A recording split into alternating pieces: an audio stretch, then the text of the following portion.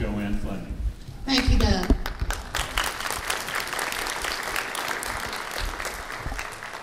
Okay, we're going to go over the rules here, and I want to say before we get started, some of our questions tonight are very pointed. Please don't send me a note later that says, you all were mean to X, Y, or Z. Okay? Because if these individuals up here can't hold up under the questioning that we have for them, they're going to be eaten alive in Washington, D.C. So, we're not trying to be mean to anybody. We're trying to get at what? The truth and the facts here tonight. So, the questions are from our media representatives here on the panel, and I'm going to introduce them first. We've got Anthony Austin from CBS 19. Anthony, wave at them. Anthony is a reporter and an anchor. Then we have Mr. Taylor Hemness. Taylor is also an anchor with KLTV. Then we have Mr. Point of View himself, Neil Barton from KTK. And I'm going to join them with some questions. We also have Dardine Bradle from Hideaway Lake. Dardine is the timekeeper. And candidates, when you see Ms. Radel hold up that paddle and you see the yellow, that means you have 30 seconds to circle the airport one more time and land the plane. Then if you see the red, that means you can finish a sentence but not a paragraph. We're pretty funny about, holding to time here tonight. So we're not going to let you go on, and I've seen you all several times in debates, and I know that you all really, really play by the rules. Okay, so we are going to have an opening statement from the candidates. Those will be 1 minute. Then, as far as the timing of the questions are concerned, if a question is for a specific candidate, that candidate has 2 minutes to answer the question. And we've done this because I believe that if a question is going to a specific candidate, that means there's something we're trying to get at on a particular topic. So that candidate will have 2 minutes. If the question is for all of the candidates, they will have 1 minute to answer. At the end, they will have 2 minutes to close. That 2-minute close can be a rebuttal. That 2 minutes can be something, they can raise an issue that they believe is important for you to know about that wasn't addressed here tonight. However, if they take a shot at another candidate, then the person they're taking a shot at gets 30 seconds to rebut. So, and we don't want to play ping pong all night with that, but we will let it go on until it gets to be sandbox. And if it gets to be sandbox, which is beneath the United States Center, then we'll probably call time on it.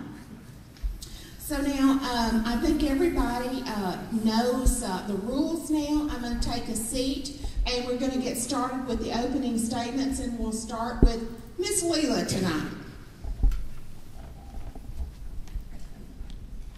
Good evening.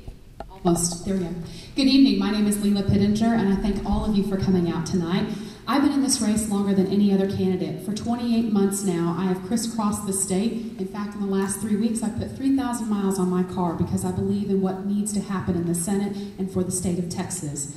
I'm in this race, as you can see, the only woman in the race, and that's very important because out of 100 U.S. senators, we have 1 conservative woman. She's also the only woman in the Senate who's considered undoubtedly pro-life, and I think she needs some company. We need some conservative Christian women in Washington, D.C. to tell the bureaucracy, get your mitts off my kid, get your hands out of my wallet, get your bureaucrat out of my health care, and get your state out of my church. Very plain about it, and we can do it with love and respect, but this is a fight that is not just about our country, it is about our state, it's about our sovereignty in our person and in our family. I'm in this because I believe that needs to go to Washington, D.C. I love that the Republican Party is the color of red, especially Republican women. That's the color of blood, and the Republican women in this state are the lifeblood of the Republican Party, and we need some blood transfusion in Washington, D.C.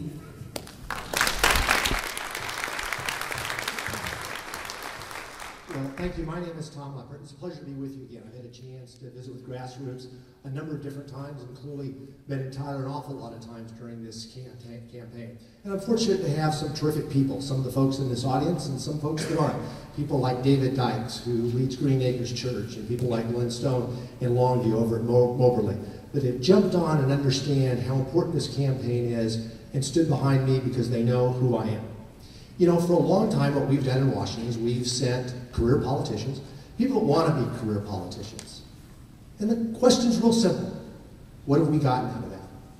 What I give you is someone that's not a career politician, somebody that's been involved in business, actually been out there, led businesses, signed both sides of a paycheck, make the payroll. That's what we need.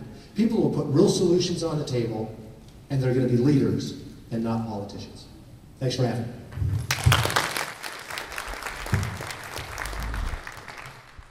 Good afternoon, I'm Craig James, and kind of a homecoming for me. I was born in Jacksonville. I lived in Alto. We drove up the road so that we could find a doctor who could deliver me. It was fun for me this afternoon. I was in Alto, I stopped by the homestead, and we put out yard signs, and I can't even imagine what my dad, if he were alive, would think about that with my grandparents. Last night, there was a very major occurrence in politics. Deb Fischer in Nebraska, major upset, stunning victory in the primary. This morning I woke up and have answered calls all day today about being Craig James is the Deb Fischer of Texas. I was on MSNBC this morning. I totally identify with Deb. I think here through the night you'll understand why I am considered the Deb Fischer of Texas. That's a good thing. I don't have the money these guys do. I'm not the guy that's leading out there, but we have a great, strong presence in the grassroots around the state of Texas. I believe in this state. I love our country, and I look forward to visiting with you here this evening. Thank you. Hi,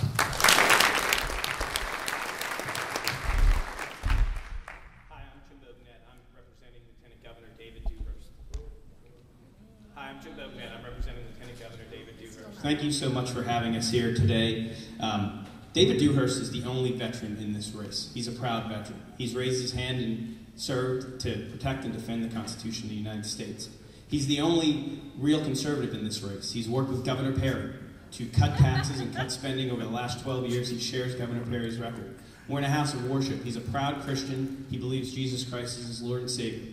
He's devoted to the Constitution. He's fought for not only the First Amendment, but the Second and 10th Amendment as well.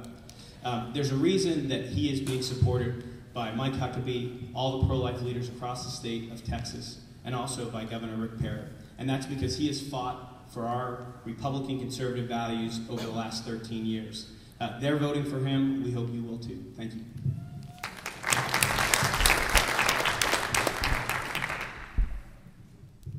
It's great to be with so many friends here in Tyler. I'm Ted Cruz. Thank you for coming out tonight.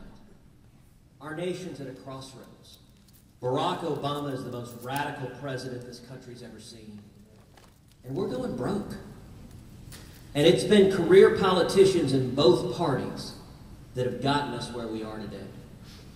All over the country in 2010 and again in 2012, voters are saying enough with the tired, establishment, incumbent politicians that don't believe a darn thing.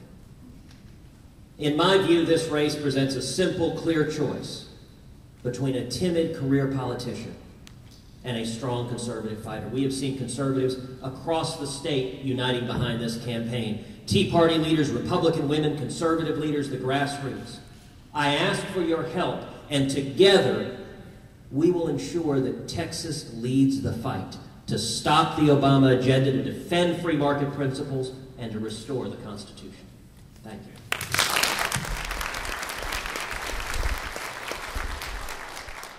Good evening. I'm Glenn Addison, a small businessman here with my wife of almost 29 years, Lori, 51 years old, worked for myself most of my life. And although I'm not sick and I'm not tired, I will tell you that I am sick and tired of career politicians and elitist establishment insiders running the show. Tonight I hope to talk about three things that I want to restore. The concept of a citizen legislator who will work for we the people for 6 years and come back to his day job, who won't take all the lavish benefits. Somebody who will work to restore the Constitution of the United States, because on these 2 pages, Article 1, Section 8, there's a whole bunch of words missing, such as environment, education, energy, and so on and so forth. I also would like to work diligently to restore our national sovereignty. You see, I believe that that beast that we call the United Nations is all about destroying the United States. So my position can be summed up in 2 sentences. The UN, I believe, needs to get out of the U.S., and the U.S., I believe, needs to get out of the UN. And I hope to talk about those things tonight, and I will be with you.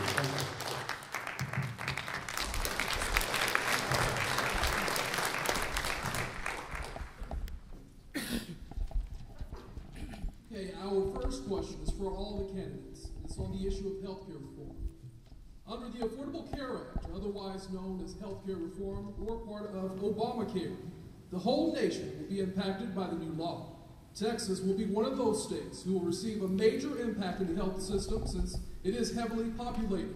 What are your thoughts about health care reform and the issues it could cause in our state, and what is your solution? Ms. Pittenger. I believe that the Patient Act, Affordable Care Act, is like they like to call it. I think it's completely unconstitutional, and I think it does need to be repealed, every bit of it. But it's not just because of the mandate, it's because it makes the Independent Payment and Advisory Board more powerful than our elected legislators. That is a serious problem. I don't think it's the first time the government's mandated us to do anything, but the only way healthcare will improve in this country is if people have freedom of choice in healthcare. Whenever the government is in charge of anything, you lose choice. They eliminate your opportunities to pursue other avenues if you want to do something different with your health or your land or any number of issues. We need total health care freedom. We need to let the free market operate. We need to let people be able to buy insurance across state lines. Each state, if it wants to, needs to be able to do tort reform, but that shouldn't be forced on us by the federal government either. It should be each individual state making these decisions. Now, I know the state of Texas has had to stand against the federal government more than once on how we spend our health care dollars. And quite frankly, I think we need our state legislators, especially our governor, to look at them quite squarely in the eye and tell them, no way, not in my state.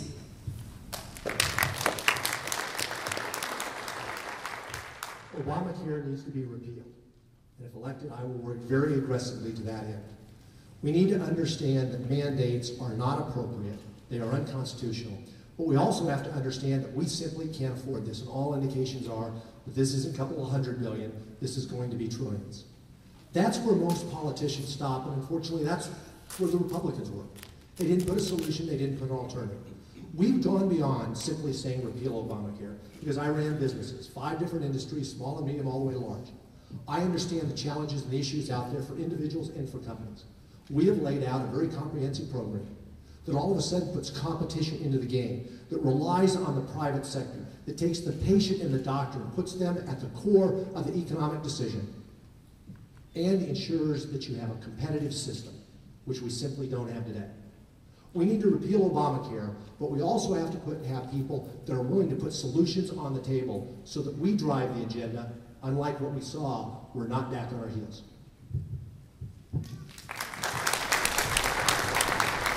I believe a lot of that is through the competition.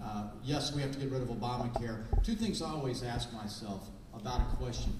What does the Constitution say about it, and how could free markets come into play? We need to empower the patient. We need to get it to where the patient understands what the game is. Our auto, our life insurance, we understand that situation clearly. I'm all for health savings accounts. Those aren't just for the rich folks. Those are for people who can go out and save and account for themselves. That's empowering the patient. This is not a country where we are going to have to take care of everyone out there. I believe personal responsibility becomes a very key part of what we're talking about. Yes, I believe in medical tort reform. Do I think that a doctor has to be responsible if they were to sew us up and leave something inside? Absolutely. But we have got to get to a point to where the costs are coming down medically, and that only can come down if competition is introduced into the situation. If my wife and I are out looking for medical insurance, we need to be able to have a whole platform of things that we can look at, and those choices are what's going to drive down competition.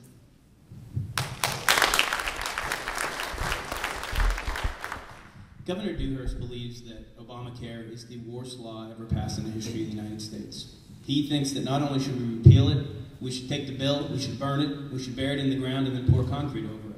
It is something that is killing businesses across America. It's freezing them. They can't make decisions because of this massive cost of health care.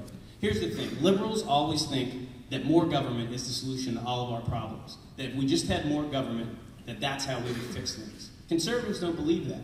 They believe the way to fix health care is to bring market forces in, to align the incentives between the patients and the providers. That's what Governor Dewhurst has fought for with Governor Perry in Austin. Governor Dewhurst and Governor Perry passed free market health care reform, and that's what Governor Dewhurst will fight for in Washington, to repeal Obamacare and replace it with conservative free market health care solutions.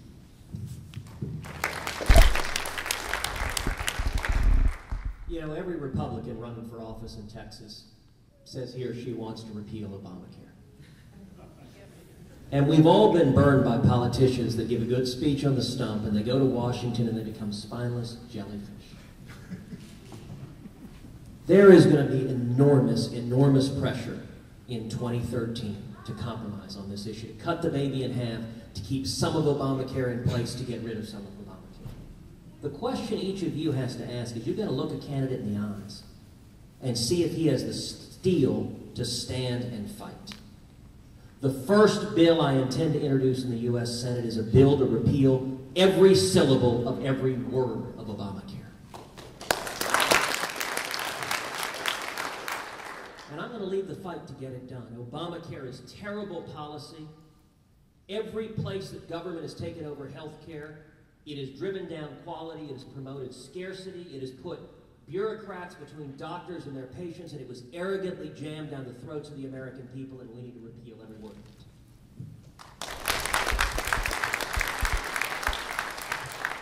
I agree, of course, that we need to repeal it, because the bottom line is, as I say all across the state, it's not in the book.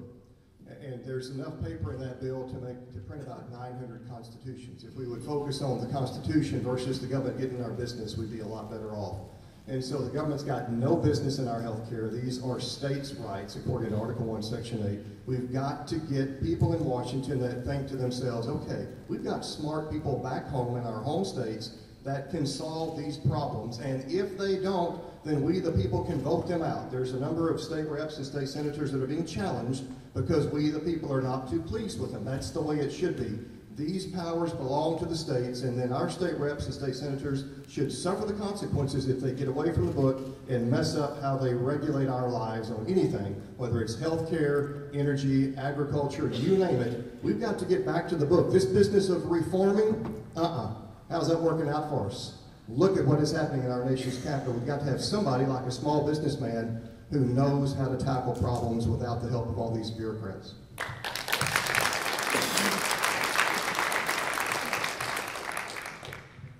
Good evening to you. The next question tonight's on education, and Mr. James, I'd like to start with you, and then we'll continue to your right, and then on back on around. My wife is in education. I have several members of my family that are in education. It's important to my family and important to a lot of families across Texas.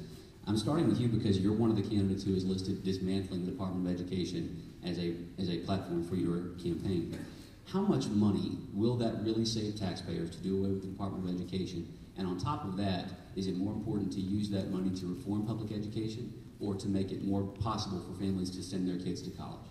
Well, for everyone here, take a moment and rent the movie. It's a documentary, Waiting for Superman. And it points out strongly that the amount of money being spent on the kids is not the problem. That's not the issue. We have a broken system because we're expecting every kid to go to college. We've got to abandon that. And by getting rid of the Department of Education and leaving the money in local school district officials' hands to educate their kids, we win for the kids. It's morally the right thing to do, but also economically. We've got to introduce life skills development in high schools. The massive dropout rates are at 25%, 50% in the inner cities. We're kicking these kids to the street because we're expecting them to go to college. Life skills, bricklayers, electricians, plumbers are admirable and needed. Not everyone wants to be a banker or a lawyer. So if we do that, we are preparing these boys and girls as 18-year-olds to come out and be personally responsible and helping our economy to grow with the manufacturing jobs. Good paying jobs. That's how it works.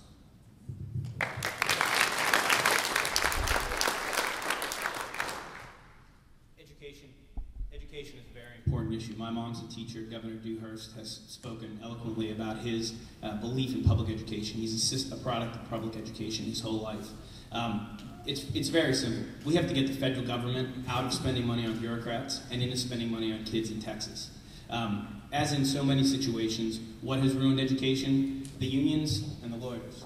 And the mandates that they've put on education, the extra costs that they've done, it's amazing how they've ruined public education. We used to have the best public education system in the country, in the world, but we don't anymore. So what we need to do is bring in more free market solutions, more charter schools, more experimentation, and let's actually think about 21st century ways to educate kids. We still educate kids like they're at a factory with a foreman in front of them. Let's get them on the web. Let's get them online. Let's teach kids and make sure that Texas can be the best, the shining jewel of the United States.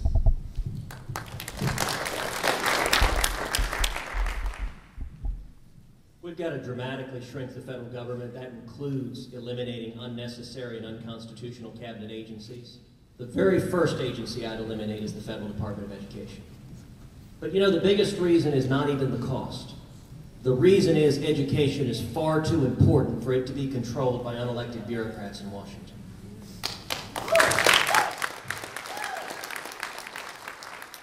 Education should be at the state level, or even better, the local level, where parents can have direct influence on the education of our kids.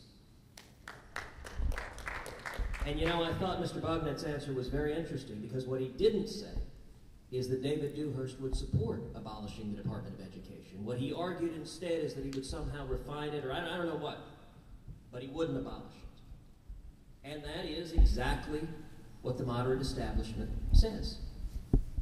I think we need serious leadership. We need serious leadership to change the way things are done in Washington, because there are too many people going up there that don't want to rock the boat.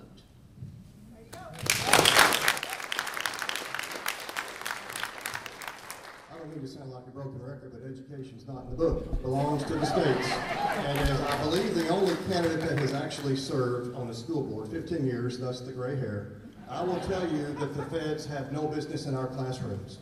Unleash the 50 states to compete against one another, and good things will happen. Case in point, 2 years ago, Illinois raised its personal income tax 66%, the same thing on their corporate state tax. Guess what happened? Our surrounding states said, hey, bring your business to our state. We won't tax you near as much. Every single legislator in this nation knows that you better have, at the state level, you better have a top-notch education system, or you will not draw industry and commerce to your state. In fact, they will leave. Get out of our way, federal government. We've got smart teachers, smart administrators, and we've got smart kids. Get out of our classrooms.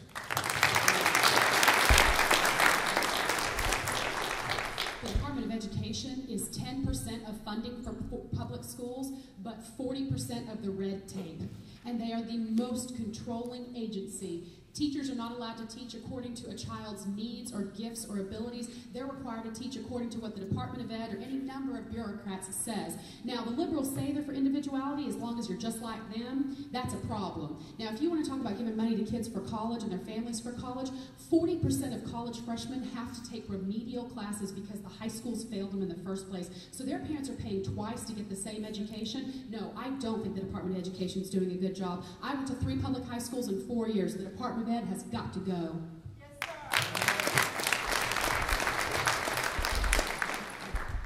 sir. Education is personal to me. I was raised by a single mom, and I went to public schools that weren't very good. And I was fortunate to work my way out of that.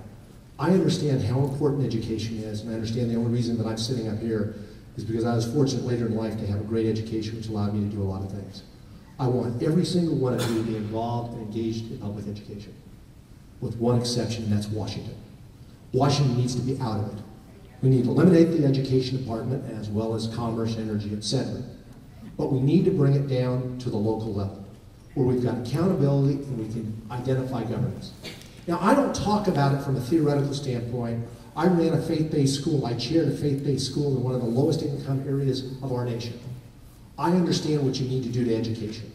And I'll tell you, I want the federal government out of it, but I want leaders to stand up and tell you how important education is and how we need to be engaged. And I will always do that because I understand how important education is.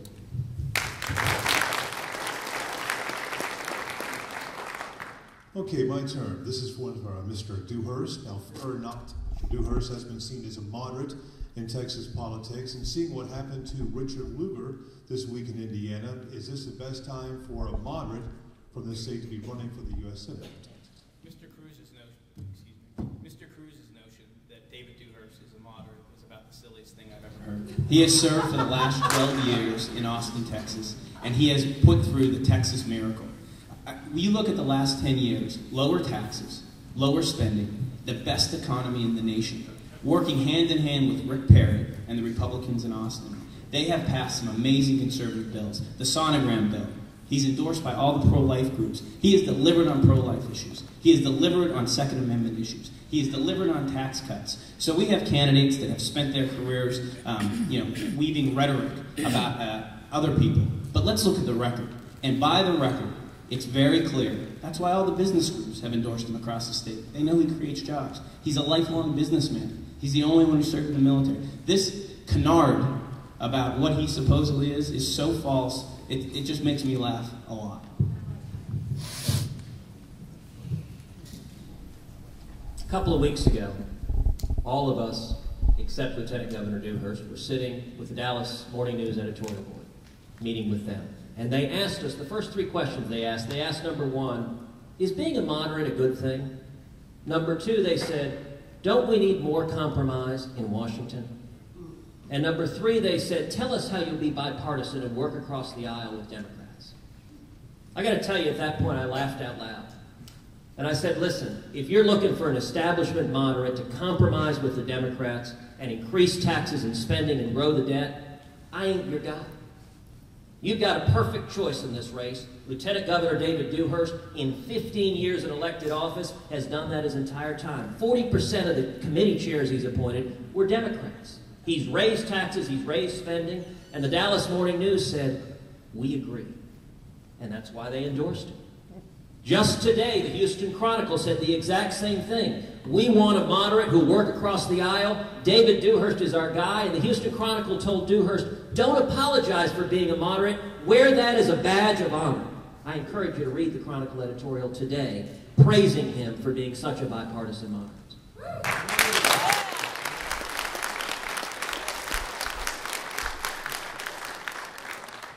Okay, this will be a 2-minute answer, and it will be for Lieutenant Governor Dewhurst stand-in, Mr. Bognet.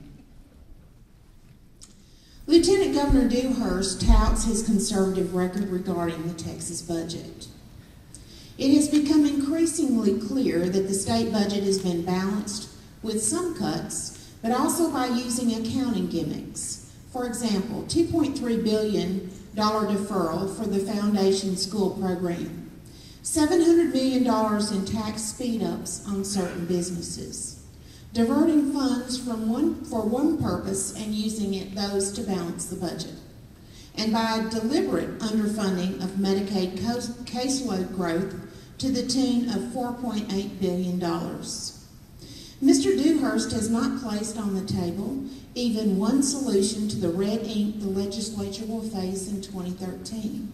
I know this because I worked with the legislature last session.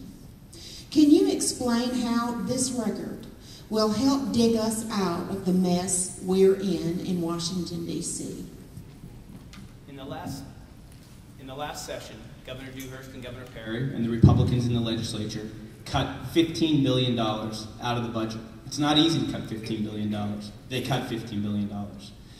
In the last 10 years that Governor Dewhurst has been lieutenant governor, when you take into account inflation and GDP growth, they have shrank the size of government 10.7%. The other candidates up here are going to criticize that record. It's not easy to make those tough choices. It's easy to sit on the sidelines and say, we could have done it better. But they went up there. They fought for our values. They made the tough cuts. They made the tax cuts that allow our state to have the best economy. They're never easy. You're never going to make anybody happy, but they did it. Mr. Cruz was endorsed by the Austin American-Statesman editorial board today, the most liberal editorial board in the country, in the state. I wonder why they did that. Maybe they liked having a Washington insider lawyer who spent his early life at the Supreme Court or working for the Bush administration in Washington. So I think when we throw charges and countercharges here, one thing you can look at is people's record. Governor Dewhurst and Governor Perry have built a great record over the last 10 years. Don't let anybody fool you. They have. You get 30 seconds. You know, I actually would encourage you to read that Austin American-Statesman editorial today. It was a remarkable one. It was remarkably candid and honest. What they said is, this guy is way more conservative than we are. We don't agree with him substantively. But if primary voters are looking for a fierce conservative warrior to stand and fight for conservative principles, that's what Ted's been doing his whole life. You should also read, as I said, the Dallas Morning News and Houston Chronicle, particularly the Dallas Morning News. They said, We are not supporting Cruz because, frankly, he scares the heck out of us. Because he really believes these conservative principles, and even worse, he'll fight for them.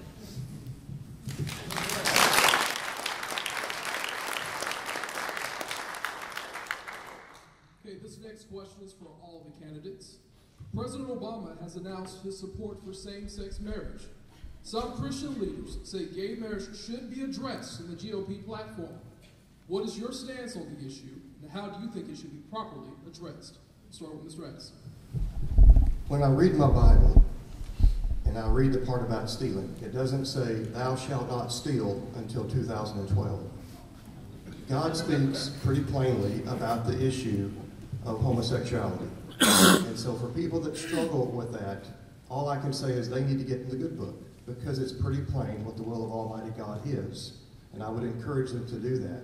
And so my position is the position that I just hold up the Word of God and say, this is in the book. You know, there's some things about the Holy Word of God that I will tell you I don't completely understand. It's above my pay grade. But that is very plain to me. And so Almighty God has already settled that question for me, that marriage is between one man and one woman. And so I stick with that, whether I get votes or not. My website says, these are my core values. If you don't like it, don't vote for me. But I'm not going to change just to get somebody's vote. I feel sorry for people that struggle with that. The Almighty Word of God has clear direction as for how we should live, and so I favor that definition as I've just said.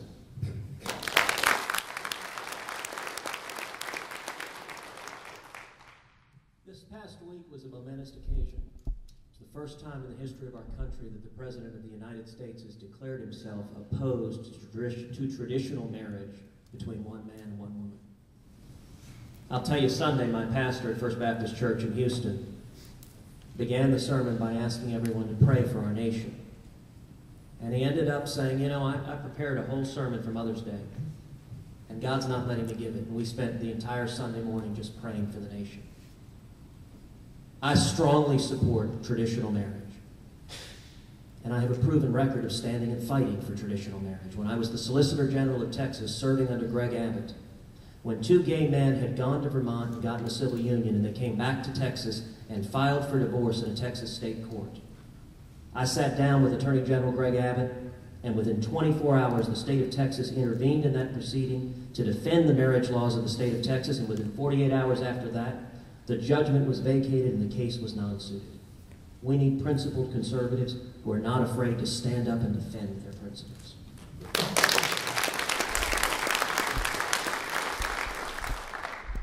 Governor Dewhurst is a strong Christian. I've heard him speak often about attending Mass at Second Baptist Church in Houston. And he always talks about where have we gone as a culture?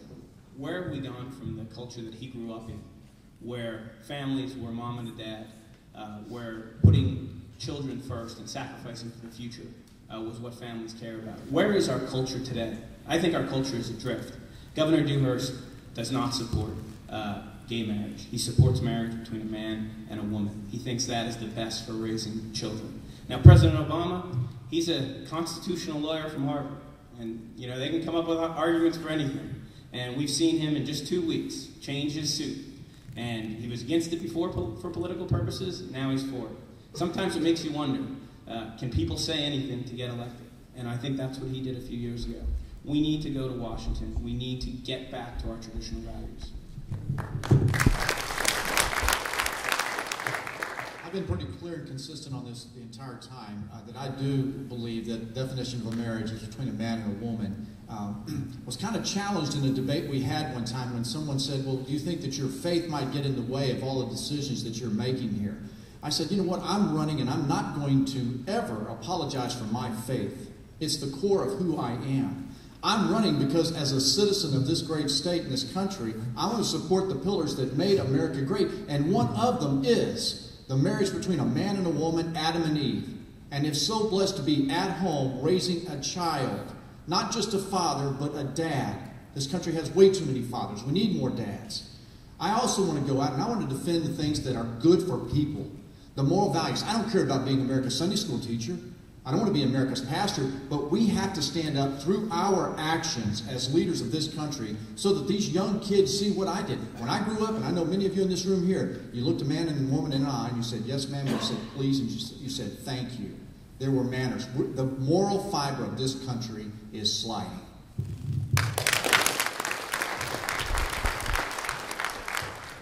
Marriage must be defined as between a man and a woman. To me, it's a faith issue. Faith issues have always been at the center of who I am, and they've always been the focus of my decisions, either on a professional or on a personal basis. I think, as I mentioned earlier, that's why I've got some of the most conservative pastors in the state. Pastors that usually never step out, but have gotten involved. People like David Dice, Robert Jeffers, those folks, because they understand where I stand on these issues, they understand how important those issues are, and they understand how I would deal with those. We need to understand, though, that it goes much beyond the single issue. We're losing the fundamental Christian Judeo underpinnings of our nation. We need to understand that our country was founded on a concept. That concept was equality-led democracy. That democracy, however, demands and necessitates morality. John Adams said, the Constitution was made for religious and moral people, and you can't have morality without God. It comes back to being a faith issue.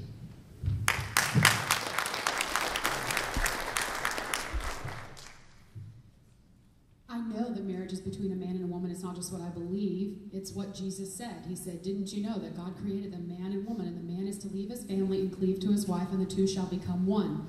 Jesus made it plain. People are going to try to argue and have been arguing that Jesus never talked about it. I think that's pretty direct on how he thinks about marriage.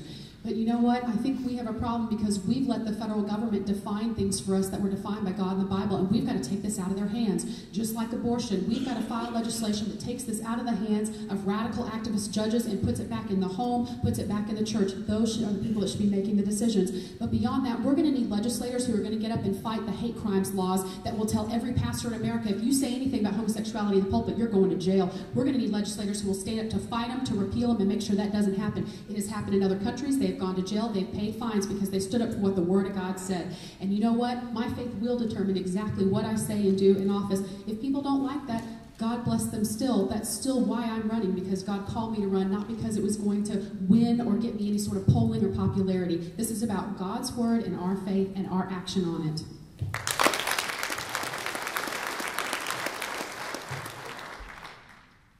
This next question is for all of you, and I would like to begin with Mr. Leppert, and we'll continue to your left and on down the table. And I want to come back to a topic that we talked a little bit about earlier, and that's the word bipartisanship, which could be called a dirty word in some instances, and it depends on the person that is running in some instances. Many Americans, including this one, are tired of partisan gridlock. People like Olympia Snow are retiring because of it. She listed that as one of the major reasons that she's leaving the Senate this year, because nothing is getting done because of partisan gridlock. If President Obama wins re-election, will it be more important for the Republican Party and for Republicans in Congress to be more open to working with the president to get something, anything done, or to continue to fight the president, dig in the Republican Party's heels, and hope for a Republican White House in 2016? It's going to be important for us as Republicans and us as conservatives to not talk about the conservative agenda, but instead to implement the conservative agenda. For too long, on our side too, we've had people who love to go out and make speeches. They're great at the rhetoric, but they can't get anything done. We need to have leaders, not politicians. And I believe that's what I offer in this. I've run organizations, a variety of different organizations, small and medium to large. I've never compromised my principles, but I've always brought people over to my side. That's what we have to have. People that actually produce results, not speech. When I came into Dallas City government, it was viewed as dysfunctional. Absolutely nothing can get done. I had more people on the other end of the political spectrum than I did mine. We got more done than has been done in decades because we brought those people over to good, strong, conservative fiscal principles, and we got something done. It's not talking about it.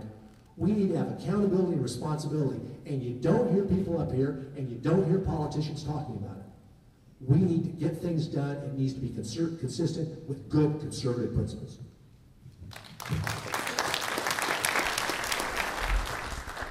I've said it many times before. I don't agree with most of what those people say and do in the Senate, but I'm going to treat every one of them with love and respect. I'm not interested in just getting on Fox News so I can call names and point fingers. I'm going to do what Christ told me to do, treat them all with love and respect. So if the only thing Harry Reid and I can agree on is blueberry pancakes for breakfast, I'm taking the man out to breakfast.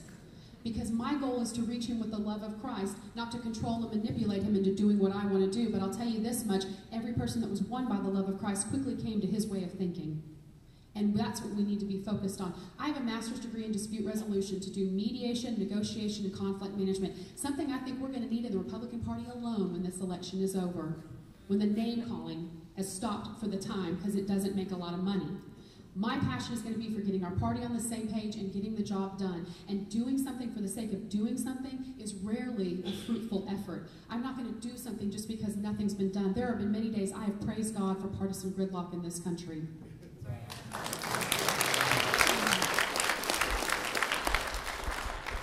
I will approach it from a different standpoint. I will go to these Democrats on the other side, whether it's Schumer from New York or Boxer from California. I will say, do you not have any smart people in your state?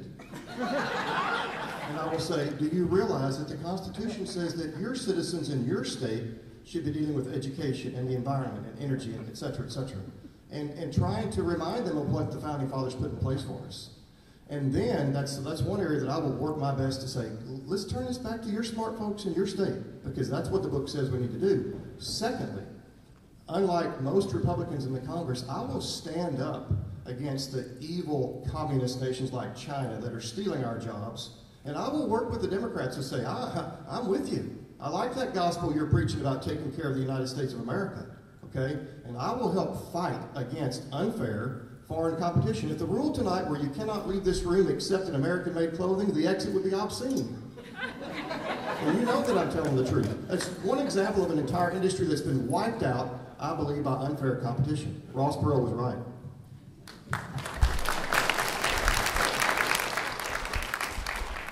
You know, there are worse things in life than gridlock.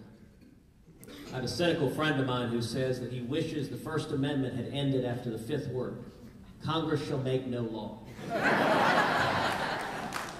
If that had been the case the last 3 years, we wouldn't have Obamacare, we wouldn't have Dodd-Frank, we wouldn't have a $900 billion porculus plan, and we wouldn't have a $16 trillion national debt that's bigger than our GDP. Your question, if Obama's reelected, would I work in a bipartisan way? No. I intend to lead the fight to stop every bit of the Obama agenda.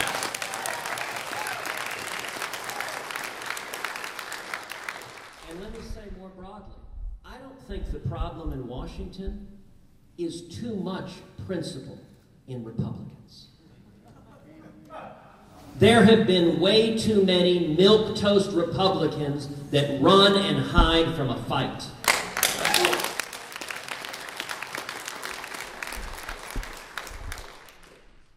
Taylor, getting things done starts with strong principles and an insatiable will to get progress made.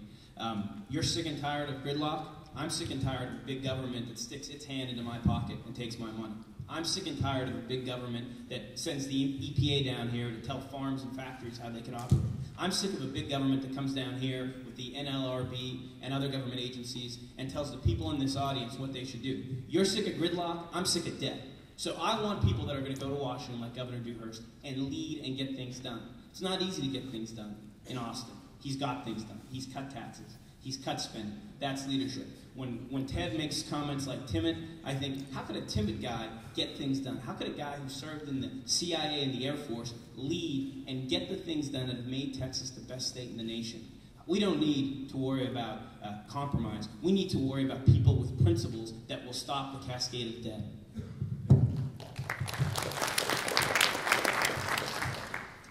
On my way to playing in a Super Bowl along the way, I had to play with black guys, white guys, brown guys. I had to learn how to work with them. They voted me captain all the way through that. Those same leadership and discipline qualities that I had as an athlete is what has allowed me to be a successful business person for the last 30 years. I'm a rancher, a real estate man, and a real estate developer. Every time I put a project together, I have countless numbers of bodies and different groups that I have to bring together to understand what we're trying to accomplish. Not everyone always agrees with the way that I'm going. City councils, finance teams, water departments. You have to bring folks together to learn how to get to where you want to be. What's politics? Politics is the art of selling an idea. I've been selling ideas all my business life. And right now, we are right now in gridlock because we don't have people who have vision. I don't care about being a senator. I care about going up there and doing the work of we the people. So therefore, when I take a stand in a position, I'm going to do what you and I want from Real Street to get done with a steel backbone of having to live through Real Street. That's what you have to do.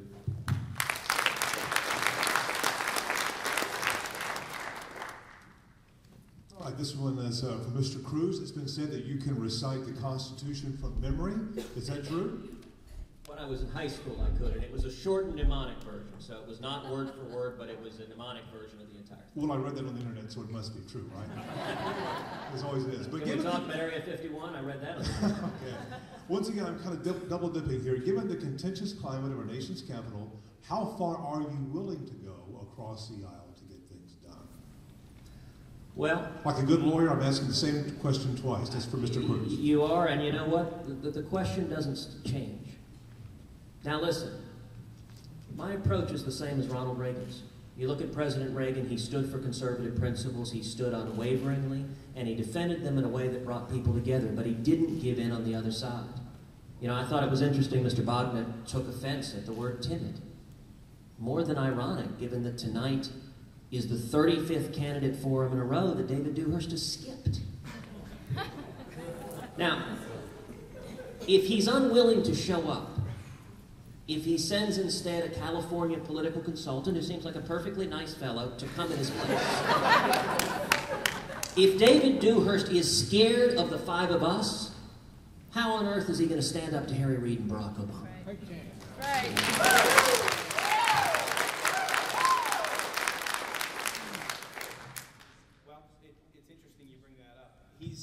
Governor Dewhurst today is in Austin, Texas, meeting with a group of Special Olympians. So, Ted, I will bring the message to him that he should call the Special Olympians and say he'd rather sit up here with you. How about the other let me have my time. Let me have my time. You had yours. So, Governor Dewhurst has debated statewide multiple times with the candidates, but he also believes this election is not just about the candidates, it's about the voters. Today he was also in San Antonio talking to voters. He'll be in Tyler tomorrow. He didn't want to shortchange Tyler. He'll be in Tyler tomorrow doing an event. So Governor Dewhurst believes, really, you can look at his record. He's not interested in coming up here and having a legal debate with Ted Cruz. I'd like to, can we all get a chance at this? If possible. You know, here's what I think has happened is I've gone around the state with these guys. We have, in this country, a philosophical conversation that needs to take place. Nearly 50% of this country is looking to the government for assistance and direction. The other 50% still believes in free markets and the Constitution. It is imperative upon us in this room to grow our numbers. We should be packed in here tonight. We should have grassroots efforts that grow this thing. Because if we don't stand up right now and educate the other side why socialism doesn't work, we're going to lose it. You can't get that earned success feeling by going to a mailbox and picking up an unemployment check. That's why we are off on this social plank when we talk about contraceptives and we talk about gay marriage. Obama's done a fantastic job of doing that because what we need to be talking about is getting the federal government out of our lives so men and women can go to work. A strong family begins with a job. And that's why it's so important that this room multiplies. We must do a much better job of educating the other side. If you want to live in a socialistic society, move to Europe. There you go.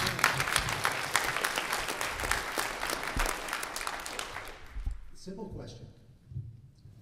If somebody isn't going to engage you on the campaign trail, what do you think the probability is that they're going to engage you once they're elected? You know, for too long what we've had is politicians who will meet on their own time. Well, doing it on their time hasn't succeeded very well. And it hasn't provided an opportunity to engage those people very well. You know, politicians ought to serve us, not we serve them. That kind of idea of we'll deal with you on our own time is what has given pension plans that are so far out of line with the rest of the American people.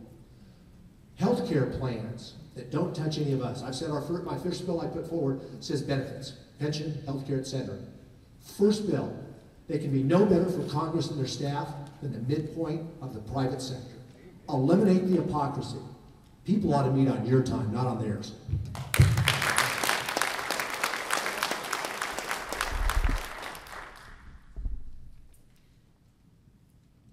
I know a Democrat who told me the other day that she was going to vote in the Republican primary because she was going to vote for David Dewhurst because she didn't want a conservative to win the Senate seat.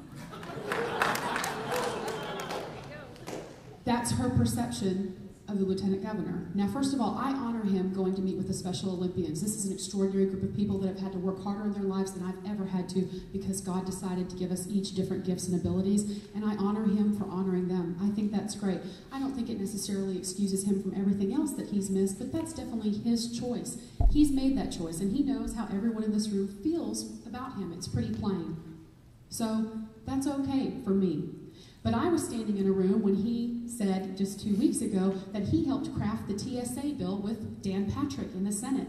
Now, if we want to talk about courage for a minute, I realize that being pro-life in Texas is a gimme, and I think that being pro-Second Amendment in Texas is a gimme, but when the TSA is molesting children in the middle of an airport, you better grow a pair real fast, because I'll tell you right now,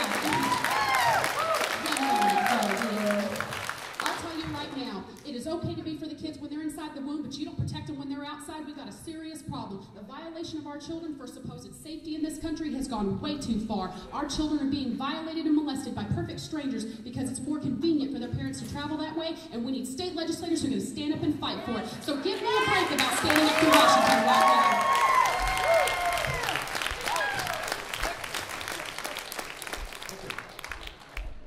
I think it's important that we have a discussion about moderation and conservatism. A true conservative will not compromise on matters of principle. I have every right tonight to fly to Nevada and have a financial transaction with a prostitute. It's legal there, but that doesn't make it right. And so there are matters of principle that Republicans right and left are willing to compromise on. And if it's not in the book, we should not be compromising. All right? We've got to get back to the book. No compromise on the book. And so when people use the word reform, that word makes me almost hurl. Because you should never compromise. The word education is not in here. The word environment is not in here. I like clean water, but it's not in the book. The EPA needs to go, that's right. And so does the Blasted Fish and Wildlife Service. Those are our lizards, thank you very much. And I could go on and on. I will preach the constitutional gospel to these people that have gone the dark side. And try to get their people in their states to bring them back to reality.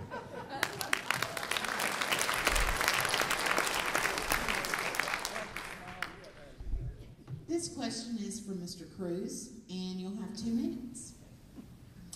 Mr. Cruz, Lieutenant Governor Dewhurst's campaign charges you with anti-U.S. actions related to your dealings representing Chinese interests in a lawsuit regarding a patent. Some of the chatter that this has invited makes it look like you are helping the Chinese engage in industrial espionage to undermine our manufacturing base. Mr. Cruz, I want you to look the people in this room in the eye. And I want you to tell us, sir, have you sold our country out to the Chinese? Not remotely. I appreciate the chance to address this issue. In the last 4 weeks, David Dewhurst has spent $1 million a week in nasty attack ads, going entirely after me. This weekend, his team doubled the buy. So they're now spending $2 million a week in attack ads for the next 2 weeks, telling every Texan that I'm a red Chinese communist who wants to eat your children.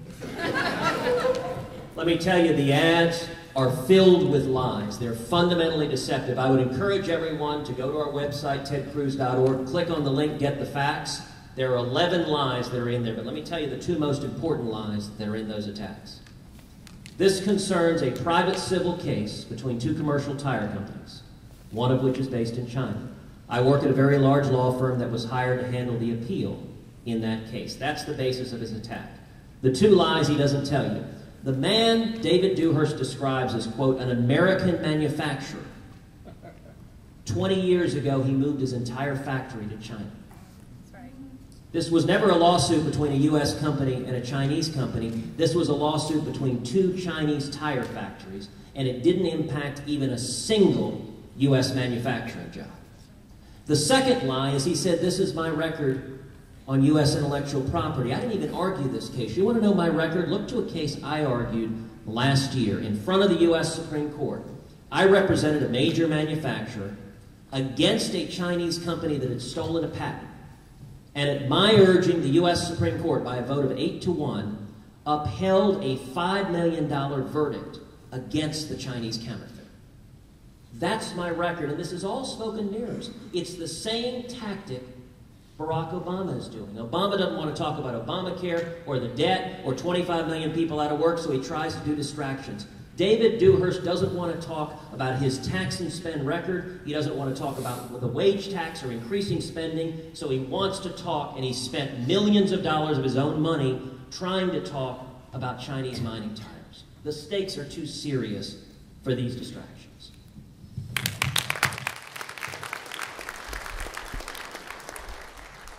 Ted, we don't believe you want to eat anybody's children, but we do believe that you've seen right there why he gets paid tens of thousands of dollars by this Chinese company. He's very eloquent. Here's what he overlooked. He signed his name, his signature, his name to the document saying he was the counsel of record for the Chinese company. This Chinese company stole $26 million of intellectual property off a U.S. person. $26 million. 40 people in Sarasota, Florida, out of a job. They design tires. They sell tires. Apple designs the iPad. They design tires.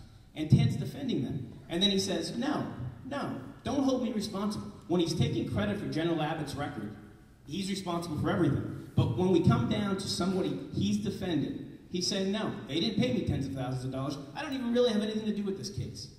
Believe the facts. If we start this, we'll never get to all the questions. So at the end, if we have some time, we'll do another one, okay? So, Anthony? This next question is for Mr. Addison. Mr. Addison, when you compare yourself to the other candidates, you say you're a common man with common sense solutions. And you're known for carrying around a well-worn Constitution in your pocket that you have right there. You say changing this nation will take some bitter medicine. What do you mean by that statement, and how can we, the people, make those changes happen? What I mean by the bitter medicine is the fact that we as a nation have become addicted to debt. And I will tell you that as a funeral director, I've got many people in my cemeteries that are there because of addictions. Some it was their own addiction, others is because they were run over and killed by somebody suffering from an addiction to alcohol or drugs. And I believe with all my heart that we as a nation are addicted to debt. And so we're going to have to face reality. I was in Amarillo a few weeks back trying to get, seriously, the support of a fairly prominent Republican. He didn't like the fact that I proposed ending all subsidies. Because you see, I'm not pandering to anybody.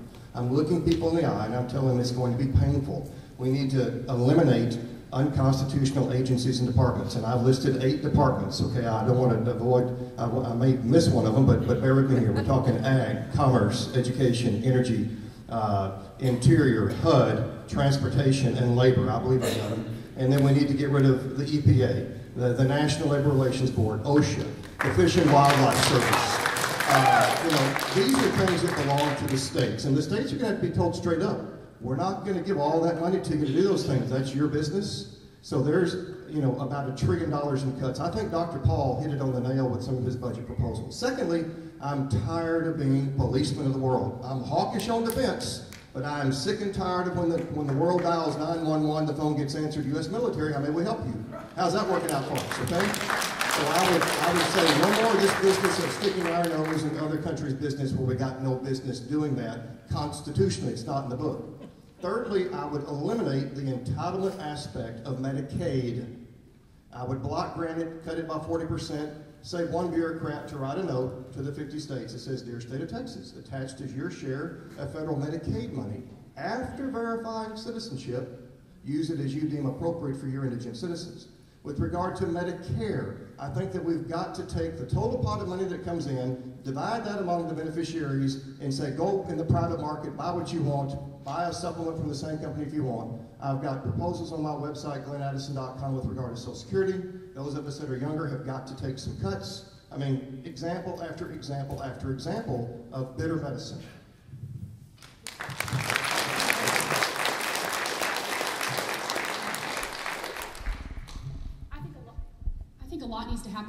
but we Republicans, we're terrible at language and messaging. Our PR team has got to be the worst in America.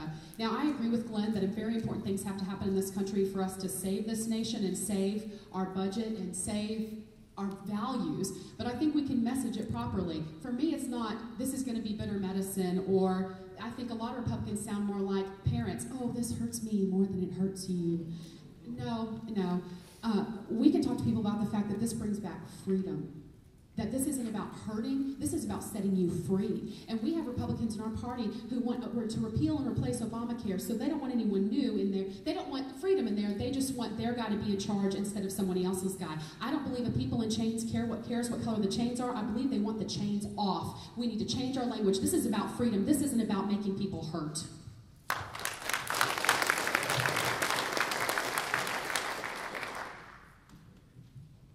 This next question is for all of the candidates, but I'm going to start with Mr. Addison on this one because it's something that you specifically mentioned.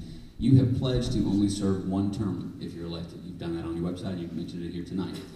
Do you think that one 6-year term should be law for senators? And I want you all to address that. And also, is there any other candidate here tonight prepared to promise only one term if elected? I don't believe that all senators and representatives should serve only one term, but somebody's got to set the example. My own personal term limits proposal is based on Article 5 of the Constitution. The last 1/3 of Article 5 it's got the slavery language in it. In 1787, when the book was written, that was the controversy of the day. It was very difficult for the Founding Fathers to come to a compromise, if you will, about that language. And they said, you cannot change it for 21 years, till 1808. I use that as an example of how they thought, we'll be dead and gone by then, we don't want it discussed in our lifetime. And so what I would say is, in January 2013, when I take office, I propose a constitutional amendment that says, effective January 2021, 8 years in the future, a 12-year clock would begin ticking. You see, that would give those voting on it, theoretically, hypothetically, 20 years. They'd be grandfathered for 8 before their clock starts ticking. If the average member of Congress is in their early 60s, I think they'd be willing to give up power by their early 80s, hopefully, okay? I think that would pass. Other things, I think a certain eternal destination would freeze over before they would pass it. I strongly support term limits. We have a culture of career politicians that are clinging to power in Washington. I pledge to co-sponsor and lead the fight for a constitutional amendment to limit all members of the Senate to 2 terms and all members of the House to 3 terms. The person leading that fight right now in the Senate is Senator Jim DeMint. The 5 strongest conservatives in the U.S. Senate fighting to change the U.S. Senate and take our country back are Jim DeMint, Mike Lee, Rand Paul, Pat Toomey, and Tom Coburn. I'm the only candidate in the country who all 5 of them are supporting. We had a vote on term limits earlier this year, and it failed because a bunch of Republicans ran to the Hill and weren't willing to stand and fight for it. In 2012, if we can grow the number of strong constitutional conservatives from 6 or 7 to 10 or 12 or 15, we'll have a critical mass to drive a serious free market constitutional agenda, and that's what it'll take to pass a term limits amendment.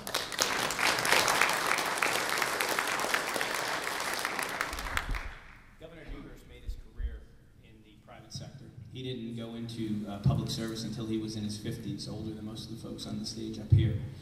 He believes that 2 terms are enough for anybody. He has pledged that he will only serve 2 terms and then come back to Texas. He believes that there should be private sector experience. To address Ted's comments about the folks supporting him, Ted's right. He's basically a product of Washington. He is financed by the 5 senators in Washington that want to control the Senate, not a Texas. The Texan, John Cornyn, is someone David Dewhurst has said he would support for whip. Ted Cruz won't support him. So it's all about Texas. It's all about Texas. We've raised all of our money, almost all of it, maybe a few percent, from Texas. Ted's raised about a third of his money from Washington, D.C. So what we're trying to do is represent Texas in a conservative way, and Governor Dewhurst has pledged 2 terms. I'd love a little bit of that. Let me be clear on one thing, because you said something that was just flat out false, which is we've raised almost the exact same amount of money. Our campaign's raised $5.2 million. The Dewhurst campaign has raised $5.6. Our $5.2 million has come from 19,000 individuals in over 800 Texas cities and from all 50 states. You said we raised over 2/3 of it from D.C. That is flat out factually incorrect. We have raised our money from conservatives all over the country. Dewhurst's $5.6 million has come from 2,500 donors, essentially every lobbyist in Austin and every lobbyist in Washington, D.C. Our average donation is $195. Dewhurst average donation is $2,000. This is a campaign. This is a campaign that is funded by the people and conservative activists all across the country. $2 million from Club for Growth, a D.C. special interest group, is funding Ted Cruz's attack on David Dewhurst. $2 million from Addison. Okay, that's time. We're going to let the other candidates answer. Okay. Here's why 2 terms is critical. At the end of 12 years, you're disconnected. And right now, I am totally dialed in to what's going on. And with a passion and an understanding of this economy, that's why I'll push back and get rid of the Department of Education. That's why I'll have a real first-person experience of why the EPA needs to be gone. I understand the oil and gas because of my ranching businesses. That's why I'll fight hard to have major reform to Dodd-Frank, because I understand what's happening financially to my markets. That's why I'll be very strong and tough of defending the borders, because I understand the people, the men and women down in South Texas, the ranchers and the farmers, are having to protect themselves because the federal government's not getting their job done. So at the end of 12 years, you've had a lot of time to go up there and do the work of we the people. After that point in time, then you're disconnected. That's the problem with this thing. The lawyers, the talk, that you've loved the lobbyists too much. You've had all the dinners paid for. At some point, citizens in this country are going to have to stand up. I really wholeheartedly believe that men and women in America, for us to save this country, are going to have to step out of Real Street and go up and do our job. 78% of the people inside the Beltway up there have never had a job outside of the Beltway in the real world. That's a problem. That's why they have no passion. How can you write policy in Washington, D.C. if you don't understand from a businessman's perspective how it's going to impact you? That's insane.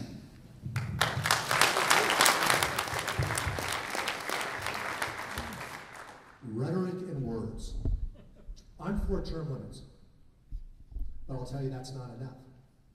I also advocate term limits, but if somebody's going to serve for 10 years thereafter, they can't do anything. They can't lobby appropriations, they can't lobby contracts, they can't lobby legislation. You've got to take the financial backside out. Rhetoric and words. Are you really going to believe that somebody's committed to term limits when they've run 3 different times for the same office, and on top of that, they accuse somebody of being a career politician who would serve less than half of the time that they have? Or are you going to believe that somebody's going to adhere to term limits when they spent the last 10 or 15 years of their life positioning themselves to be an elected official the rest of their life?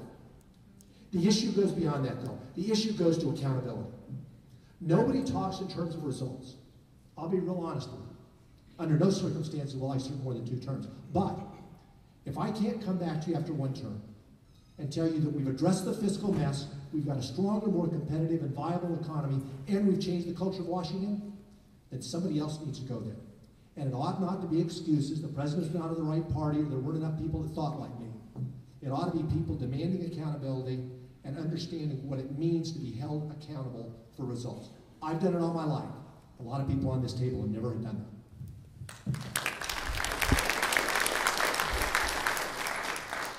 I understand the argument for term limits. I don't think that it guarantees a good person will step up in their place. That's a difficult thing. I do believe in changing Washington by voting every opportunity I have, but I believe enough that I ran for office when a lot of people said it would be impossible. In the last 28 months, I've been to 435 meetings, events, and rallies and had a baby along the way on about $30,000. I'd like to see Washington run that well. Every one of us in here can criticize another candidate. We can get the long knives out for another candidate, fellas. Or we can just really go all out for what we truly believe in. We have too much schadenfreude in the Tea Party and the Republican Party. We rejoice too much over destroying another person or seeing them destroyed.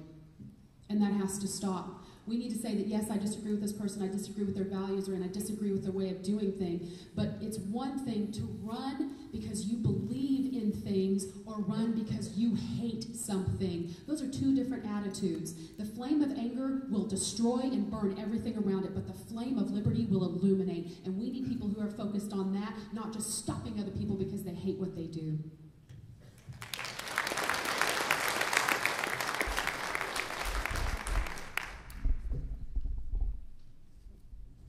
All right, one question here from Mr. Leppert. Being the mayor of a big city shows that you can compromise and work with others because you have to. I've lived in Dallas twice. Nice job. But how do you stand on the compromise when it comes to the Second Amendment? Because this means a whole lot to me. Many people in East Texas, like me, very concerned with politicians giving away their right to bear arms, trying to bow to political correctness. I'll tell you on the front end, your premise of the question is wrong. I'll tell you, I didn't compromise. What I did is I framed issues in the right way. And as I mentioned, I had more people on the other end of the political spectrum. I actually had to move them over, and we did. And we moved a large city to strong, conservative fiscal policies. Never had to compromise, but I've always brought people over on my side. In regard to the Second Amendment, that's a particularly good one. Because it wasn't a situation where I got to walk into a courtroom or I got to make a speech about it. The Second Amendment, every major mayor has signed on to resolutions that in one way or another erode the Second Amendment. There was only one large city mayor in the face of Bloomberg, in the face of Daley, everybody else, and had those calls come to him, that stood up and said, no, that's wrong. The Second Amendment is the Second Amendment, and we stand by it. That was the mayor of Dallas. That was me. So I didn't go into courtrooms. I didn't make speeches. What I did fundamentally is stood up because it was the right thing. There weren't lights and there weren't cameras around, but I did the right thing. And I've never compromised my principles, but I've got a lot done. And that's what we better get done. Because we're looking at issues that if we don't get them done in the next 6-7 years, we're never going to get them done. We need people that aren't just going to stand up and say no, but people that are actually going to reduce the debt. Because if we don't reduce it, we're going to have 70 or 80 million Americans over the course of the next, between now and the end of the decade, they're going to retire. And when we do, we're going to lose control of the budget. And when we lose control of the budget, we will ensure that this country has nothing ahead of itself other than a slow downward spiral. That's why we have to have people that understand the economy, understand budgets, not make speeches about cutting spending and creating jobs, but have actually done it. And that's what I offer, because I've done it. I've done it on both the private side and the public side. Never compromised principles, but got things done. I can stand up because I want to make sure that you don't forget what I'm going to say right now. If anyone in this room has not been following this, the United States, Barack Obama and Hillary Clinton are negotiating with the United Nations about doing a treaty that will ban the use of firearms. I want you to know that the Second Amendment is about to be busted. And if we don't stand up and stop this and scream and make sure that Washington, D.C. hears us, then we are in trouble with the Second Amendment. Where's the next part that they take away? This is insane. I thought I had enough reasons to be passionate enough for joining you guys on this crazy trail that we're on. And then I hear about this going on. The Agenda 21. When are they going to stop? So please, in this room, make sure that all of your friends and neighbors understand that the United States is trying to ban and get rid of the Second Amendment. Don't let them fool you any other way. We don't want to wake up one morning and realize that we got to send our firearms, and I got a bunch of them. I don't want to send them to the government. Amen.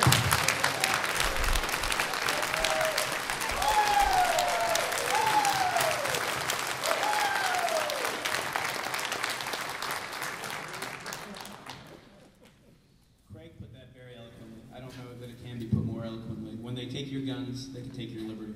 Governor Dewhurst has been a strong advocate of gun rights.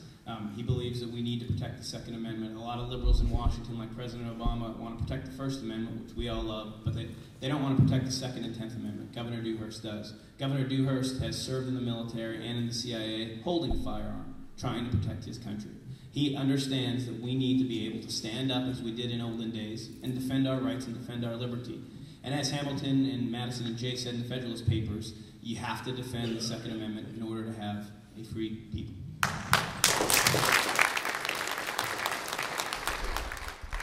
You know, this issue is a great example of the dynamic we see, that every Republican says the same thing. How do you tell the difference? You ask if they've walked the walk. When I was the Solicitor General of Texas, we led a coalition of states in front of the U.S. Supreme Court defending the Second Amendment right to keep and bear arms, and the U.S. Supreme Court ruled 5-4 in defense of that fundamental right. And that's why in the year 2010, the NRA awarded its Carter Knight Freedom Fund Award to me as one of the leading defenders of the Second Amendment in the country. Talk is cheap. You've got to look at a proven record. People talk about defending U.S. sovereignty. You should ask, has anyone at this table ever stood up and fought the World Court and the United Nations and defended U.S. sovereignty? As the Solicitor General of Texas, I did exactly that, arguing twice in front of the U.S. Supreme Court, defending U.S. sovereignty against the World Court and against the President of the United States. It's too easy for politicians to talk conservative on the campaign trail and then govern moderate in office. The only way to know the truth is if they've walked the walk. As the scriptures say, you shall know them by their fruits.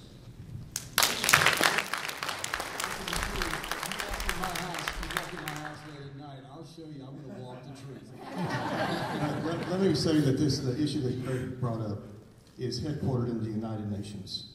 That is the cancer on this country, and we need to cut the tumor out of the United States. This is an area that Ted and I have respectfully disagreed about. He wants to stay in, and I believe the phrase was, it's better to keep your friends close and your enemies closer, comes to mind. I disagree profoundly. I want to get out of the United Nations. If we had done that already, Ted would not have had to waste Texas taxpayer dollars to go and argue the case of Medellin versus Texas, because we would not have been in the United Nations, therefore they would not be attempting to get in our business, because nobody should be getting in our business about who we execute. Nobody should be getting in our business about the Second Amendment. I've been a fan of the Second Amendment before I even knew there was a Second Amendment. When as a kid raising chickens, certain varmints in the nearby woods tried to take my chickens. All right, well, there's a few skulls in the back bar ditch of that property of possums and raccoons that tried to take my property. So I've been a big fan for a long time. And so Craig is right. But we've got to get the United States out of the UN, and that's where three of us on this table agree today.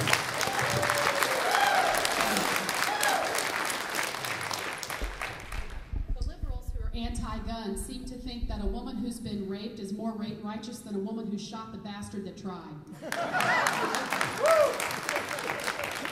I know that's a little strong, but that's how serious this is. We have wonderful grandmothers raising their grandchildren in poor neighborhoods throughout this country that their grandchildren are shot in their own homes because drug dealers and other violent criminals, they don't care about following the rules to get a gun. And these women can't even protect their own families because of it. These people don't care about your life. They care about their power. But it's not even just about protecting your family. It's about feeding your family. My husband and I love venison. And we love the opportunity to be able to eat that meat instead of paying $5, $6, $7, and $10 a pound for meat because gas prices go up because we have a socialist who'd rather have algae powering our country than having gas power our country.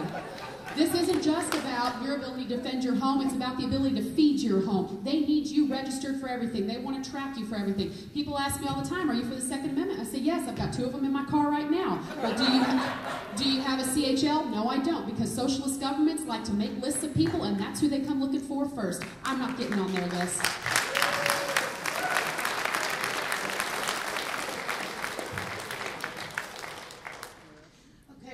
So well on time tonight. This last question is going to be a 2-minute answer for everybody.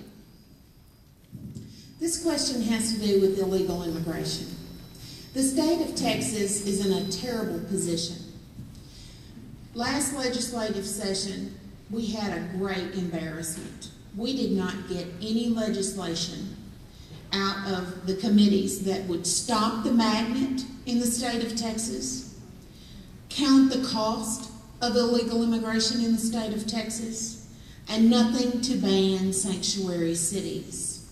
Now, I understand we got the photo voter ID. That was an easy first step. We had worked for that for a very long time. So I want to start with Mr. James and then go to my right, and then we'll start at the end of the table and we'll end with Mr. Bognet there. But I want very specific answers about your personal philosophy and ideology about the rule of law as it applies to this issue and what you would do. All right, let's empower the men and women who are licensed to carry weaponry. That's the United States military. Let's get the federal government to go defend our borders, not just the 1,900 miles to the south and southwest, but both shorelines and the Canadian border. We have a national crisis on our hands for security. And we have got to stop fooling around with this thing. We know for certain that there are numbers of people coming into our country undocumented who are setting up shop to harm us. Unapologetic, we should go and say, you're not coming here. I say use the United States military. Boots on the ground, not just boots in the sky. Let's get real with this thing. Let's present an absolute presence that discourages those from coming across and trying us on. Last year, the FBI reports that over 50,000 non-Mexicans came into this country, Chinese, Iranians, and others, and they're guys and gals who are coming over here to harm us. This Saeed Jaziri, we caught him in the back of the trunk of a BMW. We've got to stop these folks from coming across. Let's use the troops. I've talked to some of the top experts in our country, and the military people say, absolutely, we can use our military to go and secure our borders. All right? Now, what do we do about immigration? We have got to get rid of the people who are here. They've broken the law. I'm all for the rule of law. If you break the rule of law, if you've broken the Constitution, you've got to go back. But when we send them back, we have to intellectually then secure the border so that people know how they can easily get back into this place. The process. Right now it's intimidating and it's lengthy. We want folks to come over to the United States of America, but you've got to be signed up. We've got to know who you are, first and foremost. So I have absolutely no soft spot in my body for those who are coming into this country illegally. I'm tired of those people mooching off of us. I know what it's doing to the people in South Texas and around this country. They are absolutely taking advantage of us as taxpayers. That's one small piece of the equation that we can say that the federal government's supposed to do. So let's empower them to go take care of our borders. Bottom line. Thank you. Let's start with the fundamentals. Joanne, what's so tough about understanding the definition of illegal? Everybody here understands the definition of illegal. Unfortunately, Washington doesn't understand it. The first thing you do is just enforce the laws that you have. I'm against amnesty. I think that laws need to be respected and obeyed. You cannot have amnesty. Number two, you have to de-incentivize illegal immigration. You cannot create incentives for people to break the law. You and I pay more every single day. Healthcare, education, etc. We pay billions of dollars to illegal immigrants who have never paid taxes but yet earn tax income that comes back to them, literally paying them cash. You have to de-incentivize illegal immigration. Number three, to be specific, you have to secure the borders. Clearly, it's an issue on immigration, but it's also a critical issue on national security. I've been down there. I visited with the local folks as well as our federal folks. They see more and more prayer rugs that are coming across the border. Those folks aren't looking for landscape jobs. Okay? You have human trafficking, largely from Asia, but human trafficking. And then we've all seen the issues in regard to drugs. Now, you've got a lot of politicians, and you got them on this table too, that love to try to make speeches. We're going to triple the Border Patrol. We're going to build a 2,000-mile fence. You don't accomplish it that way. What you do is you go down to people that are down there and tell them, we're going to make you accountable. You tell me what tools you need. Boots on the ground, surveillance, walls, whatever it is, we're going to make sure you got it. But we're going to hold people accountable. That's the only way you're going to do it. It's not people coming up with fancy speeches and trying to one-up somebody. If you did those sorts of things and hold the employers accountable. Now to do that, you've got to have improved systems that give you high probability of success, but also do it on business time, not government time. We're going to address it. But then you come to the real key. You've got people in Washington that don't want to solve the problem. You and I pay for it every day. They get reelected, so they dodge it. What you've got to have is people that are going to stand up and say, we're going to solve the problem. I've laid out a framework. We can sell that framework. That'll be the framework that guides us. But you've got to have people that are willing to take on, make the tough decisions, and not worry about the next election.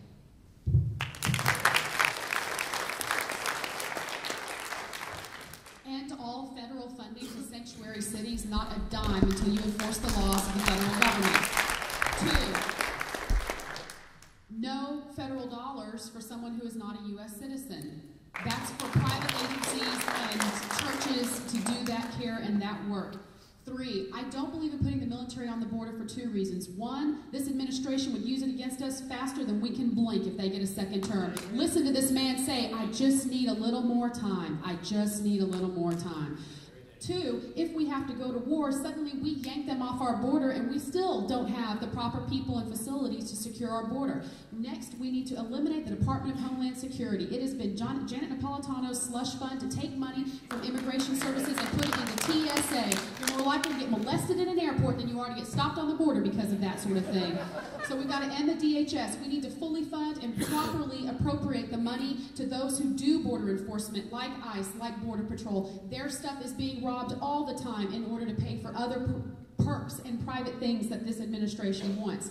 Okay, in addition to that, when we talk about securing the border, we need to know what our timeline is going to be. We've increased money on border security 700% since the early 90s, and we're still in the position that we're in today. We're going to have to think smarter and not just work harder. I think we need to employ people who live near the border to actually do the work, not people who will be there a few months and then get out because they're not invested. It's not their home. It's a different feeling. Next, we need to fully, absolutely fully fund immigration services in this country. The men who flew the planes into the Twin Towers were here on visas and they overstayed the visas. But we couldn't keep track and do anything about it because we're not fully funding the people who actually do that job. Give them the money to do their job. And then when they tell you these guys are acting funny, how about you actually act on it? You don't hire people for your business. I'm sure Tom would never hire someone for their business and for his business and say, oh yeah, I've hired you, but you don't know what you're talking about, but you can go ahead and stay on a paycheck. No, you hire them and they tell you something's wrong, you do something about it. You take action. That's what I think we need to do about the border and immigration. I don't mind admitting that I'm a little weary, so I made some notes, okay? I would modify the 14th Amendment of the United States Constitution so that birthright citizenship would no longer be the case. We must have at least one parent be a U.S. citizen before the child born is declared as a U.S. citizen. And I will tell you that I would like for the United States to set up a deal with the Mexican prisons and say it's costing you $5 a day to house somebody, we'll pay you 10 for anybody that we catch coming across the border. I suspect they don't want to stay in Mexican prisons too long. Third, I would end all benefits to non-citizens. All benefits to non-citizens would be ended. I do not believe in amnesty. I will tell you I don't have a lot of confidence in fences. That's where the governor was correct. You know, he said you build a 30-foot fence, the 32-foot ladder business gets real good. And so I agree that we need to have boots on the ground. I would prefer that they be Border Patrol, but if we are in a jam, I don't have a problem if military are there. And listen carefully, please. If a member of our military witnesses with their eyes an invader coming across, whether that's a 21-year-old weight builder or a 91-year-old grandma, if they witness an invader coming across, let them hold that person until Border Patrol gets there. Right now, they can't do it. The key word is if they witness it with their eyes. Secondly, I would say that all those who are here illegally who do not speak English, they need to be deported immediately to their country of origin. And then we've got to actively keep track of those that are in this country and are here on a visa. There's 40% of our problem at least of people that have overstayed their visas and they just blend into the crowd and we're not keeping track of them. I think that we are obligated because Article 1, Section 8 in the very first sentence says, take care of this country's defense. I'm paraphrasing. We're not doing that right now. It's an abdication of power. We must get back to doing that. Those that are here illegally that are producers and they're proficient in the English language, go back to your home country, get in line. If you do it the right way, you're going to pay a fine because you broke our law, and then one day you'll be allowed to apply for citizenship if you go back to your home country and get in line. Amen.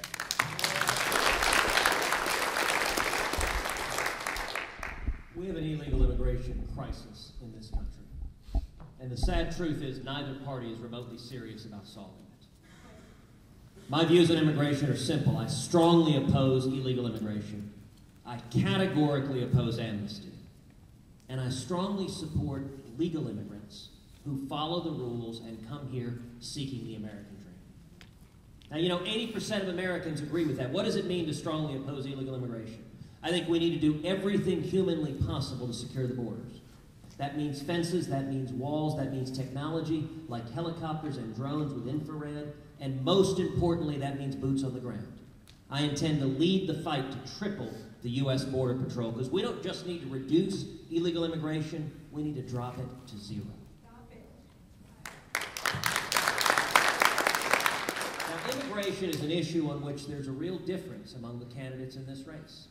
About a month ago, the Houston Chronicle wrote an article really quite puzzled that how could it be that I, as an Hispanic, as the son of a Cuban immigrant, could be the hardest liner on immigration in this race. We had an earlier televised debate where every candidate was asked, do you support a fence or wall? I'm the only one who would build it because we need to get serious and stop illegal immigration. Joanna asked about sanctuary cities. Two of the candidates in this race have a very different record than mine.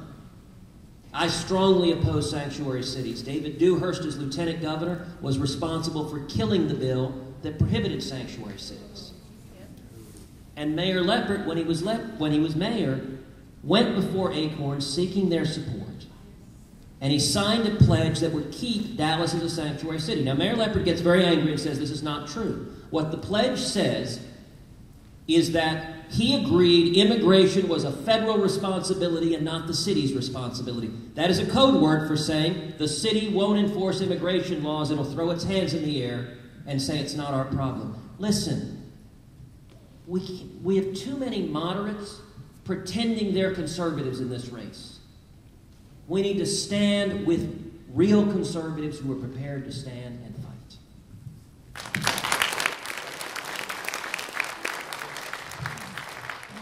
Ted, we've gone through this before, and you've been told what the truth is, but I'll go ahead and do it again just for the fun of it. When I ran for mayor, appeared about 40 different groups. There were groups all over the community. All the candidates did, and we did that. That's where, in fact, I was in front of Acorn. All the candidates did. Now, in terms of the sanctuary city, the Dallas Morning News says Dallas is not a sanctuary city. It's only a paper that's not on the conservative side. But they've said it's not a sanctuary city. I believe it is a federal issue. And it has to be dealt with on the federal issue. That's why I was so strong a moment ago. But we also have to understand that people that don't have records that start throwing things out in mud isn't going to solve it. Because there was no single issue that came up when I was mayor that anybody could say we took any type of action that led to even a vague nod towards illegal immigration. In fact, the only major vote that came up was one where the police had a policy if there were cars that were pulled over that didn't have insurance and license, that they cited them. We changed that. We said you get towed. And that was the issue I stood on. So you look at the issues where we stand, you look at the fact base, nothing like Denver, and in fact, your home city of Houston actually has a bill, an ordinance that says police can't ask for information. Dallas does not have one.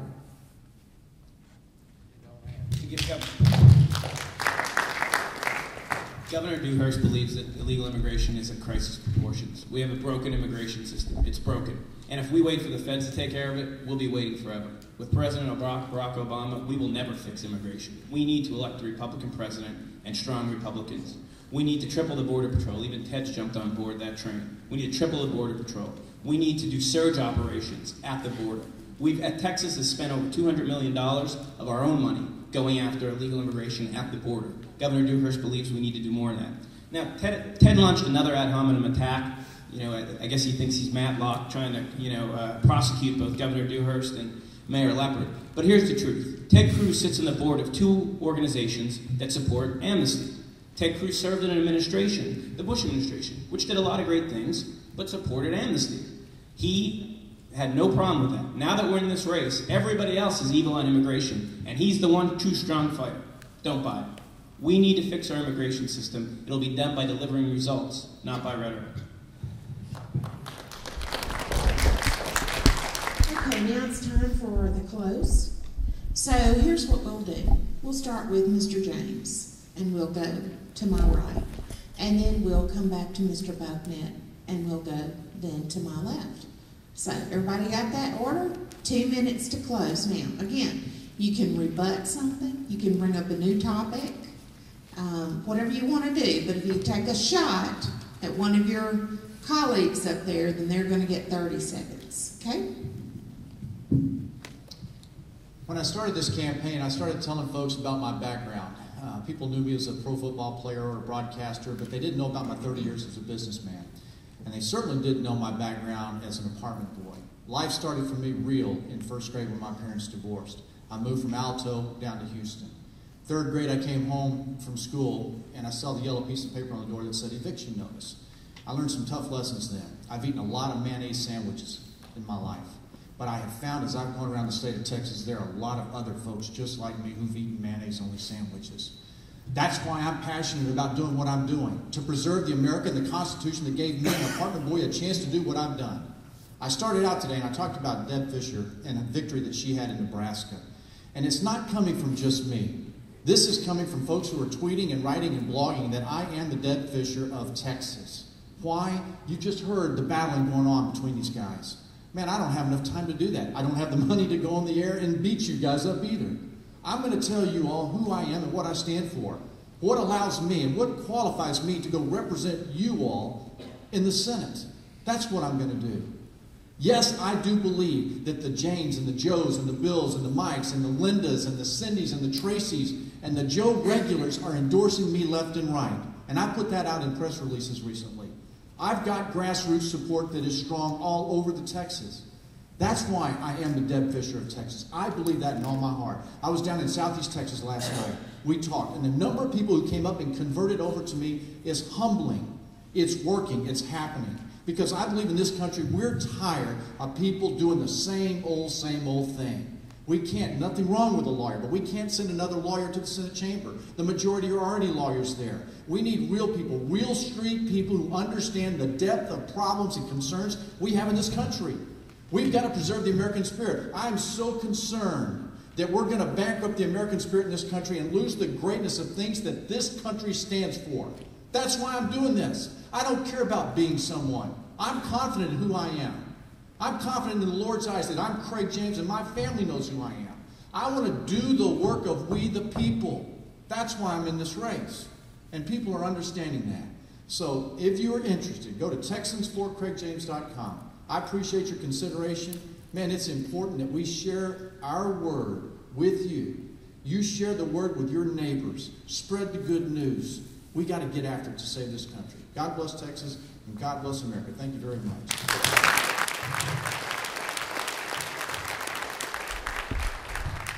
Well, again, I appreciate the opportunity to be with you again. I've enjoyed each time that I've been with you.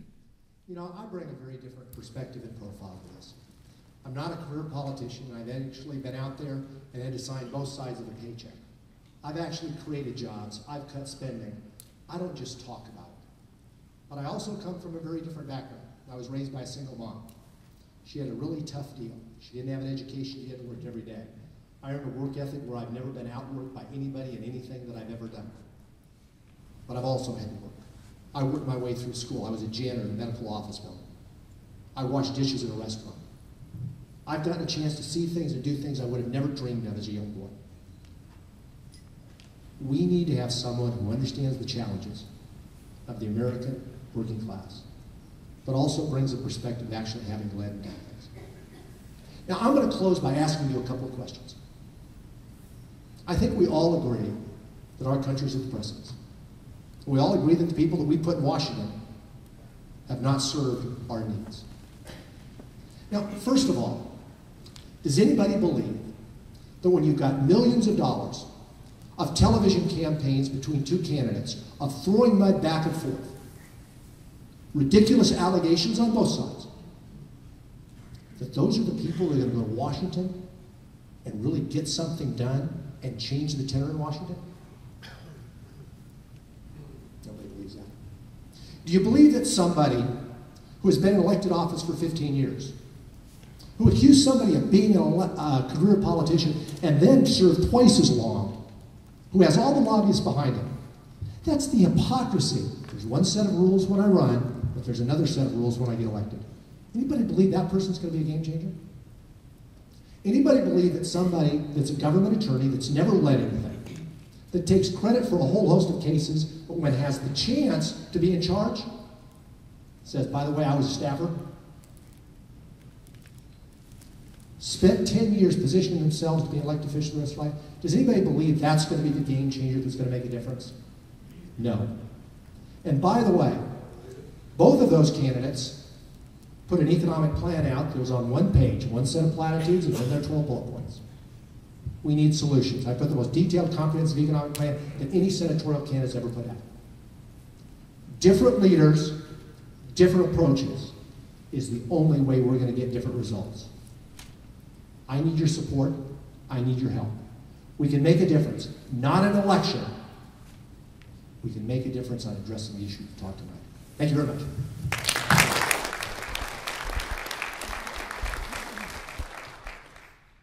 I've been in this race, like I said, longer than anyone else, and when every one of these gentlemen entered the race, I was really excited because I think we have some extraordinary people at the table today. Never had I ever imagined that it would become a race to destroy and waiting to see which one would bleed to death before the day of the election. I'm definitely different from everyone else at the table for a variety of reasons. I have people ask me all the time, what are you going to do after this race? What are you going to do? What are you going to do? What are you going to do? Well, I'm going to be in the runoff. But I'm not running to be a power player in the party. I'm not running to have a lifetime in government or politics. I'm running because I have a fire for my country. Not afraid, I have a fire for it. And anybody that needs you to be afraid needs you to see them as a savior. I'm not running as a savior because I have one. And he is the answer to what's happening in this country and his attitude. You know, these guys are going to tell you, well, we got to tell the truth about the other one's record. That's great. The same guys who say they're Christians need to remember that Jesus said you speak the truth in love instead of the long knives. And I love all of them. I do. I don't love how they're treating each other. This is not what the party needs right now. This is not what our state or our country needs right now in attitude. I have a background in agriculture, higher education, business, and healthcare. 4 things the federal government has got a chokehold on that we have to break. Healthcare and the healthcare crisis that is coming down towards us will crush us in the next 10 and 20 years if we don't have people who've actually done it leading the way to get this job done. I've already done what my generation's going to have to do. I've spent the last 6 years as a full-time caregiver for my husband's grandmother after she had a stroke because we didn't want her to go to a nursing home. We've got a government right now that's going to tell you to pull the plug and don't even worry about taking care of your family members, that we got bigger financial priorities if they don't contribute to society. We're going to need pro-life Christians up there telling them, no way, life is sacred from conception till natural death, and no government bureaucrat gets to make a decision otherwise. But I'm not a conservative because to conserve means to maintain a system as it is. I don't want to maintain this system. I want to abolish most of it. So I'm an abolitionist, and I strongly encourage you to join me.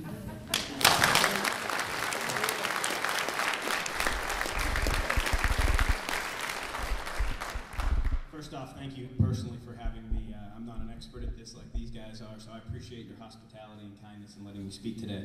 I'm standing up to speak on behalf of David Dewhurst, who's a man who I think is a good man, and he's a man who loves Texas. He loves Texas, and that's why he served Texas. He loves the United States, and that's why he served his country in the CIA and the military. But most of all, he loves the land of opportunity.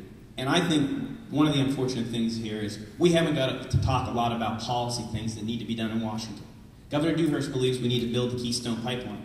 He believes we need to cut corporate taxes by 1/2. He believes we have to cut tax rates across the board. He believes we have to do what he's done in Texas with Governor Perry, the best business model in the country. We need to take that to Washington. People are losing hope. Our culture is falling apart. We need strong leaders in Washington that do that. I think you have to, it all comes down to credibility. You have to really look hard at the candidates and say, who has the record and who do Texans believe in?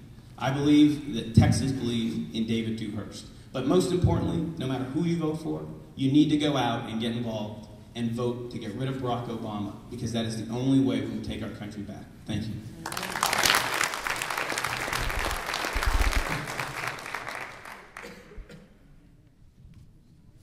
In 2010, a tidal wave swept this country. Americans all over the country said enough. They were fed up with tired, moderate incumbent politicians. In 1979, it took Jimmy Carter to give us Ronald Reagan.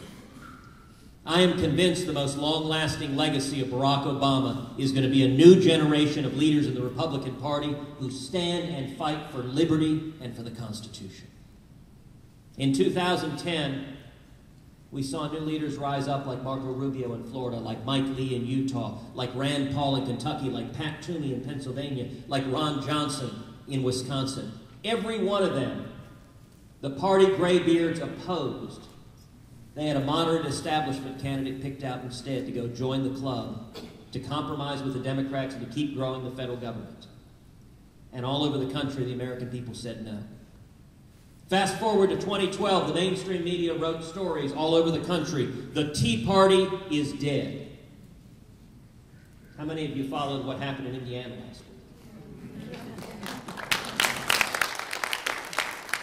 There was a 36-year-old, moderate, entrenched incumbent who 3 weeks ago was 10 points ahead in the polls and every pundit said couldn't be beat.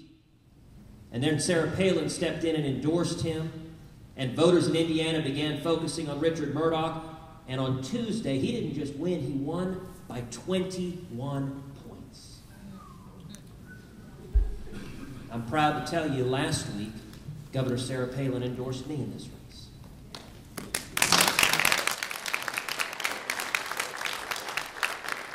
And I'll tell you, the momentum has been incredible. Our phones have lit up like a Christmas tree. We had over 1,000 contributions come in 48 hours. Texans want and deserve a strong conservative fighter. Many of you know my dad fled Cuba after being tortured and imprisoned, and he came here seeking freedom. I know firsthand how precious liberty is. In the next 2 weeks, millions of dollars of attack ads are going to be spent, all aimed at me. I'm here asking for your support. The strength of this campaign is Tea Party leaders, Republican women, conservative leaders, grassroots activists throughout the state. If we continue to stand together, we'll win this race. And you have my word, when we win this race, Texas will lead the fight to turn our country around.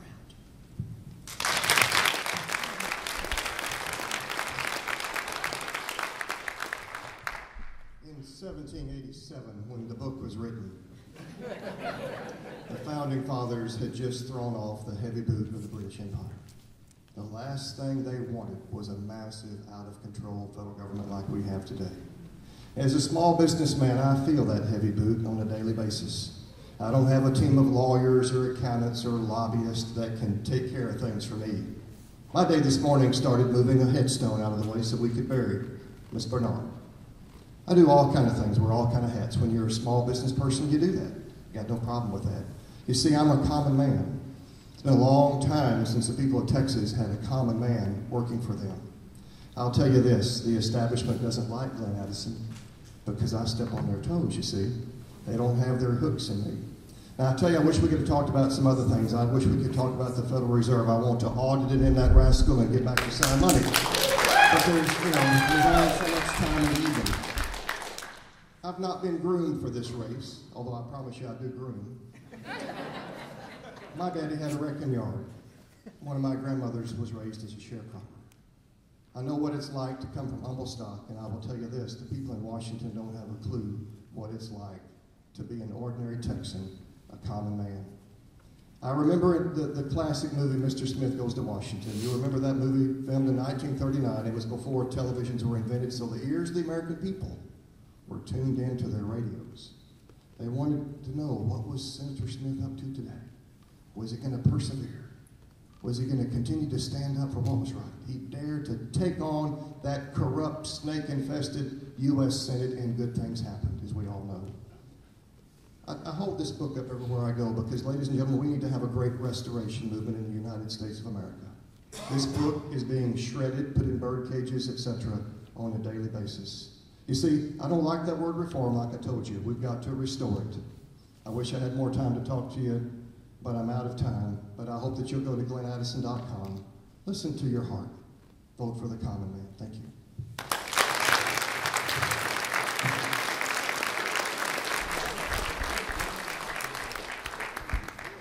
Thank you so much, candidates. Did you all learn some things